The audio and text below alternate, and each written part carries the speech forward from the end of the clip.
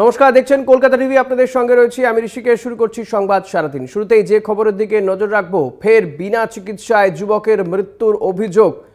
চিকিৎসকদের কর্মবিরতির জেরেই রানাঘাটের যুবকের মৃত্যুর অভিযোগ অসুস্থ যুবককে আরজি করে ভর্তি করলেও চিকিৎসা পরিষেবা পায়নি। সকালে অবস্থার অবনতিতে মৃত্যুর দাবি পরিবারের।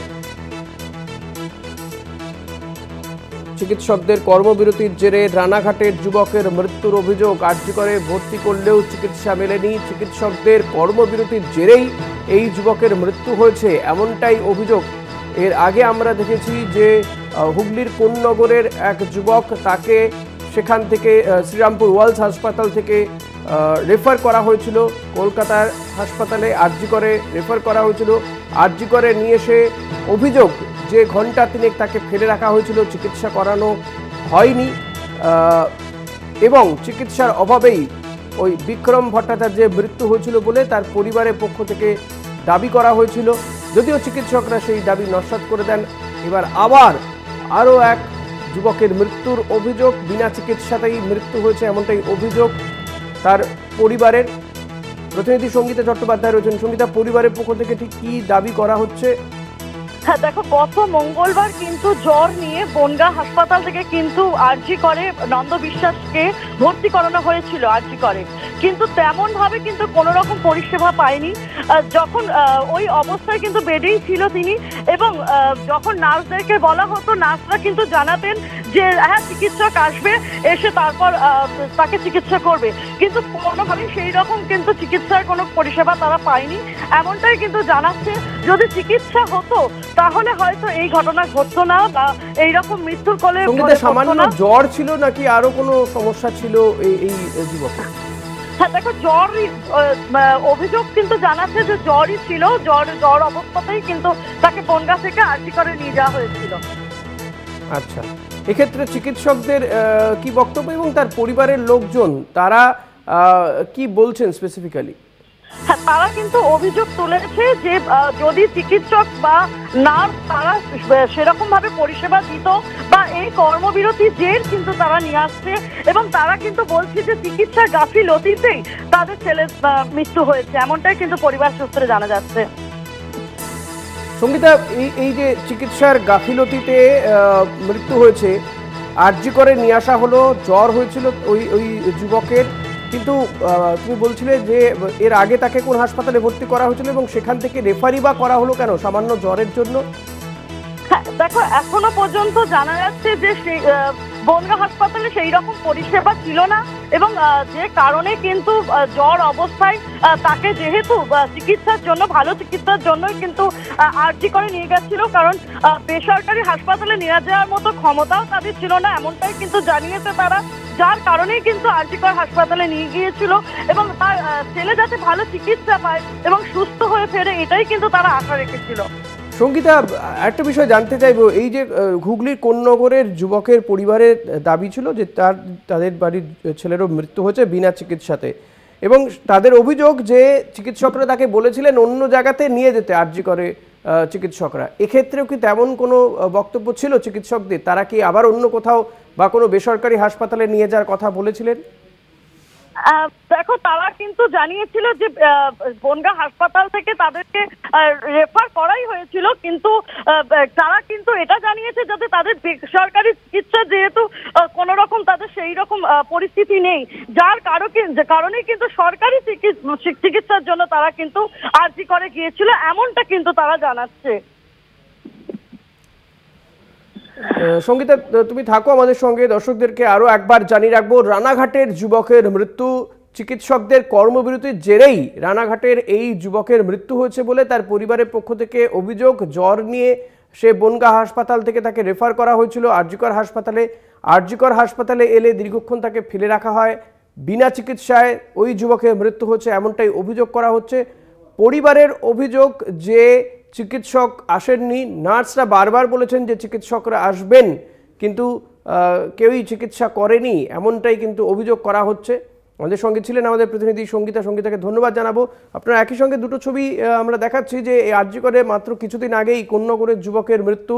অভিযোগ পরিবারের যে 3 ঘন্টা বিনা চিকিৎসায় ওই যুবককে ফেলে রাখা হয়েছিল, অ্যাক্সিডেন্টে হয়েছিল, ওই যুবকের দুটো পায়ের উপর দিয়ে লরি চলে গিয়েছিল, কিন্তু তারপরও ট্রিটমেন্ট হয়নি বলে তার মা অভিযোগ করেছিলেন। রানাঘাটের যুবকের মৃত্যু, জ্বর নিয়ে এসে হাসপাতালে ভর্তি হয়েছিল আরজিকর হাসপাতালে, কিন্তু সেক্ষেত্রেও চিকিৎসা হয়নি। কিন্তু যখনই জুনিয়র চিকিৎসকদের কাছে এই ধরনের বিষয়গুলো নিয়ে যাওয়া হচ্ছে, তারা বলছেন চিকিৎসা পরিষেবা পাচ্ছেন তারা যদি কর্মবিরতি করে থাকেন, সিনিয়র চিকিৎসকরা তারা ওভারটাইম করে এই যে শূন্য স্থান, সেই শূন্য স্থান তারা ভরাট করে দিচ্ছেন, অর্থাৎ তাদের অভাব বুঝতে দিচ্ছেন না সিনিয়র চিকিৎসকরা।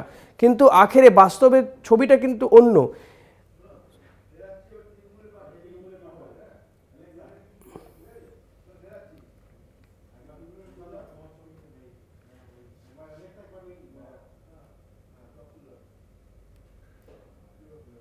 রানাঘাটের এই যুবকের বিনা চিকিৎসায় মৃত্যুর অভিযোগ, ঘটনার তীব্র নিন্দা তৃণমূল কংগ্রেসের। অচলাবস্থা কাটাতে রাজ্যের পদক্ষেপ, রাজ্যের প্রস্তাবে কর্ণপাত করেনি চিকিৎসকরা।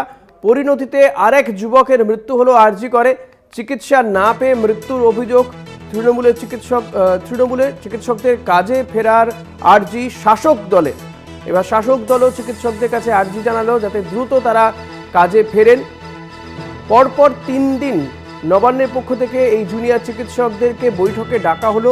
গতকাল তারা গেলেনও নবান্ন পর্যন্ত, নবান্ন সভাঘর পর্যন্ত, কিন্তু তারা বৈঠক করলেন না। মুখ্যমন্ত্রী 2 ঘন্টারও বেশি সময় ধরে, 2 ঘন্টা 10 মিনিট তিনি নবান্ন সভাঘরে বসে রইলেন জুনিয়র চিকিৎসকদের সঙ্গে কথা বলবেন বলে।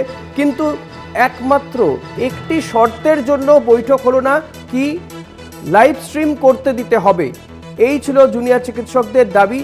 সরকারের পক্ষ থেকে বলে দেওয়া হয়েছিল যে লাইভ স্ট্রিম হবে না, ভিডিও রেকর্ড হবে, কিন্তু জুনিয়র চিকিৎসকরা এই লাইভ স্ট্রিমিংয়ে দাবিতেই অনড় থাকেন এবং দেখা গেল বৈঠক ভেস্তে গেল। জুনিয়র চিকিৎসকরা আবারও স্বাস্থ্য ভবনের সামনে এসে তারা অবস্থানে রয়েছেন। তাদের এই কর্মবিরতির জেরে অভিযোগ শাসক দলের এবং পরিবারের লোকজনও বলছেন, যাদের বাড়ির ছেলেদের তারা হারাচ্ছেন, বলছেন যে বিনা চিকিৎসাতে মারা যাচ্ছেন, একের পর এক যুবকের মৃত্যু হচ্ছে, একের পর এক মানুষের মৃত্যু হচ্ছে, হাসপাতালগুলোতে গিয়ে ট্রিটমেন্ট পাওয়া যাচ্ছে না এবং এই চিকিৎসকদের কর্মবিরতির জেরেই মৃত্যু হচ্ছে। এর আগে সুপ্রিম কোর্টের শুনানিতে রাজ্য সরকারের পক্ষ থেকে দাবি করা হয়েছিল কর্মবিরতি চলাকালীন, এই আন্দোলন চলাকালীন 23 জনের মৃত্যু হয়েছে, 6000-এরও বেশি মানুষ চিকিৎসা পরিষেবা থেকে বঞ্চিত হয়েছেন। এছাড়াও আরও বেশ কিছু তথ্য তুলে ধরা হয়েছিল সুপ্রিম কোর্টের সামনে। গতকাল মুখ্যমন্ত্রী মমতা বন্দ্যোপাধ্যায় সে কথা বলছিলেন, তাদেরকে বারবার করে সুপ্রিম কোর্টের পক্ষ থেকে অনুরোধ করা হয়েছে। পরপর দুটো হিয়ারিংয়ে আমরা দেখেছি যে সুপ্রিম কোর্টের প্রধান বিচারপতি DY চন্দ্রচূড় তিনি বলেছেন যে জুনিয়র চিকিৎসকরা কাজে ফিরুন, এমনকি তাদেরকে ডেডলাইন বেঁধে দেওয়া হলো 10 তারিখ বিকেল 5টার মধ্যে তাদেরকে কাজে ফিরতে হবে, না হলে রাজ্য সরকার যে কোনো পদক্ষেপ করতে পারবে। কিন্তু রাজ্য সরকার এখনো পর্যন্ত তাদের বিরুদ্ধে কোনো ধরনের পদক্ষেপ করেনি, বরং পরপর 3 দিন তাদেরকে বৈঠকে আহ্বান জানিয়েছেন, বৈঠক ডাকা হয়েছে, কিন্তু তারা প্রথম দিন তারা গেলেন না। যে স্বাস্থ্য সচিবের তারা পদত্যাগ দাবি করছেন তার পক্ষ থেকে চিঠি দেওয়া হয়েছিল, তারা অপমানিত বোধ করে যাননি। পরের দিন মুখ্য সচিব চিঠি দিলেন, তাদের বক্তব্য ছিল যে যেখানে বলা হচ্ছিল 12 থেকে 15 জন সরকারের পক্ষ থেকে বলা হচ্ছিল তারা গিয়ে বৈঠক করতে পারবেন নবান্নে, কিন্তু জুনিয়র চিকিৎসকদের দাবি ছিল 12-15 জন নয়, 30 জনকে অ্যালাউ করতে হবে, পাশাপাশি মুখ্যমন্ত্রীকে বৈঠকে থাকতে হবে, এমনটা দাবি করা হয়েছিল। এই মুহূর্তে আমরা টেলিফোনে যোগাযোগ করতে পেরেছি কংগ্রেস নেতা সৌম্য রায়ের সঙ্গে। সৌম্যদা, যে বিষয়টা জানতে চাইব আপনার কাছে, যে আরজিকরে আবারও এক যুবকের মৃত্যু হয়েছে, তার পরিবারের অভিযোগ রানাঘাটের এই যুবকের মৃত্যু হয়েছে বিনা চিকিৎসায় এবং চিকিৎসকদের কর্মবিরতির জেরেই মৃত্যু হয়েছে বলে পরিবারের অভিযোগ। দেখুন, মাননীয় মুখ্যমন্ত্রীকে আমরা বলবো যে বাংলার মুখ্যমন্ত্রী উনি আলোচনা কিভাবে হতে পারে, কিভাবে এই রাস্তাটার একটা স্পেলবাউন্ড কন্ডিশন থেকে বেরোনো যায়, সেই রাস্তা খুঁজে ওনাকেই বার করতে হবে।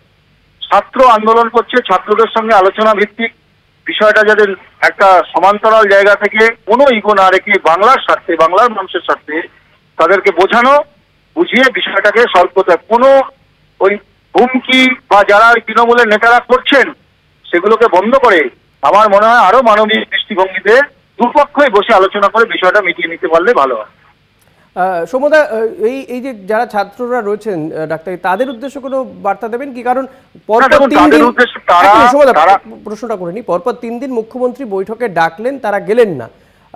যদিও মমতা বন্দ্যোপাধ্যায় গতকালই বলেছেন যে তাদের বিরুদ্ধে কোনো কড়া পদক্ষেপ এখনো পর্যন্ত তিনি করবেন না, আলোচনার দরজা খোলা রেখেছেন। আমরা মনে করি যে অনেক রাস্তা আলোচনার মাধ্যমে খুলতে পারে, দরজা বন্ধ করে তো আলোচনা হয় না। ছাত্ররাও যদি মনে করেন যে আন্দোলনও চলবে, আবার চিকিৎসারও একটা ব্যবস্থা করা যায়, রোটেশন করা যায় কিনা বা অন্য একটা পদ্ধতি বার করা যায় কিনা, এটা এই আলোচনা। এখন 26টা মেডিকেল কলেজ, স্টেক হোল্ডাররা 26টা মেডিকেল কলেজে, বাদ বাকি স্বাস্থ্য প্রতিষ্ঠানগুলো আছে, কিভাবে চিকিৎসাটাকে দেওয়া যায় সেটা রাস্তা খুঁজে বার করার জন্য দুপক্ষকে নমনীয় হতে হবে এবং রাস্তা খুঁজে বার করতে হবে। আন্দোলনও চলতে পারে, আবার তার সাথে চিকিৎসাও চলতে পারে, পুরো বিষয়টাই দুটো একভাবে চলতে পারে। ধন্যবাদ সৌম্যদা। কথা বলছিলাম কংগ্রেস নেতা সৌম্য এইচ রায়ের সঙ্গে, এবং তিনি বললেন যে আলোচনা করতে হবে, আলোচনার মাধ্যমেই এই আশু সমস্যার সমাধান হতে পারে এবং এক্ষেত্রে দুপক্ষকে আরও নমনীয় হতে হবে এবং মানবিক দৃষ্টিভঙ্গিতে দেখতে হবে। একের পর এক মানুষের মৃত্যু হচ্ছে এবং অভিযোগ উঠছে যে বিনা চিকিৎসাতে মৃত্যু হচ্ছে। কোথাও গিয়ে যে সমস্ত জুনিয়র চিকিৎসকরা আন্দোলনে রয়েছেন, তাদের এই কর্মবিরতি এবং তারা যে উদ্দেশ্য নিয়ে এই কর্মবিরতি বা আন্দোলন চালিয়ে যাচ্ছেন, কোথাও গিয়ে সেই উদ্দেশ্যতেও অন্য একটা দৃষ্টিভঙ্গি বা অন্য একটা মানে বেরিয়ে আসছে এবং কেউ কেউ এই বিষয় নিয়ে অভিযোগ করতেও শুরু করেছেন। সে কারণেই সর্বস্তরের মানুষের পক্ষ থেকে কিন্তু জুনিয়র চিকিৎসকদের কাছে অনুরোধ গিয়েছে। এর আগেও আমরা দেখেছি কলকাতা হাইকোর্ট, সুপ্রিম কোর্ট, মুখ্যমন্ত্রী মমতা বন্দ্যোপাধ্যায় তিনি বলেছেন যে আপনারা কাজে ফিরুন, কর্মবিরতি করে সমস্যার সমাধান হবে না। 1 মাসেরও বেশি সময় ধরে কর্মবিরতি চলছে। এরই পাশাপাশি চিকিৎসার অভাবে মানুষের মৃত্যু হচ্ছে এবং এক্ষেত্রে অভিযোগ যে এই কর্মবিরতির জেরেই মৃত্যুর ঘটনা ঘটছে।